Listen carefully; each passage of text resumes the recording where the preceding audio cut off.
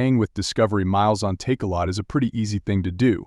Today I'm going to teach you how you guys can pay with Discovery Miles on Takealot.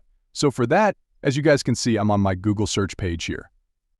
You simply have to go to Takealot, and then you have to go to takealot.com.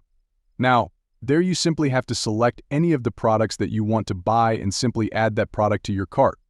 Now, suppose if I go to my cart, I've already added one product.